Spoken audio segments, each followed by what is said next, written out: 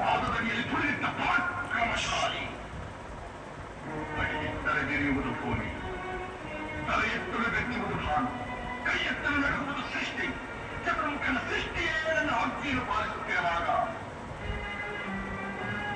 ಚಿನ್ನದ ಮಗ, ಜನ್ಮ ಕೊಟ್ಟ ಮಗ, ನನ್ನ ವಂಶವನ್ನೇ ಬೆಳಗಬೇಕಾದ ನನ್ನ ಕುಮಾರ, ನನ್ನ ಆಶವ ಜ್ಯೋತಿಯಿಂದ ಎಂದು ನನ್ನ ಮನಸ್ಸಿಗೆ ನೆಮ್ಮದಿಯಲ್ಲಿ ಬಂದರೆ ಇದೊಂದು ಬದುಕಿ, ಇದೊಂದು ಜನ್ಮವೇ, ಎಂತಹ ದುರ್ವಿಧಿ, ಇದೆಂತಹ ದುರ್ವಿಧಿ.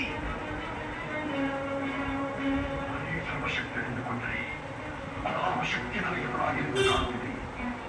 ಅದಾವ ಶಕ್ತಿ ಪುತ್ರನನ್ನೇ ಶತ್ರುವನ್ನಾಗಿ ಮಾಡಿದೆ. ಅದಾವ ಶಕ್ತಿ ಅವನಿಗೆ ನನ್ನನ್ನು ಎದುರಿಸುವ ಧೈರ್ಯ ತುಂಬಿದೆ. ಅದಾವ ಶಕ್ತಿ ಅವನಿಗೆ ಸಾವು ಬರದಂತೆ ನಡೆದಿದೆ. ಅದಾವ ಶಕ್ತಿ ನನ್ನನ್ನು ಹಾನ್ಯ ಮಾಡಿ ನನ್ನ ತಗ್ಗಿಸುವಂತೆ ಮಾಡಿದೆ.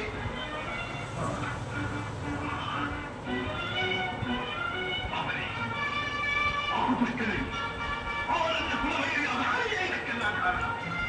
ಎಲ್ಲವೆಲ್ಲವೋ ಹರಿ, ಕಪಟಿ, ವಂಚಕಿ. ನನ್ನ ಮಗಳ ಹೃದಯ ಅಂತರಾಳವನ್ನು ಹೊತ್ತು ಅವನ ತಲೆಯನ್ನು ಕೆಡಿಸಿ ಮನವಂತೆ ಆಡಿಸುತ್ತೇನೆಯಾ?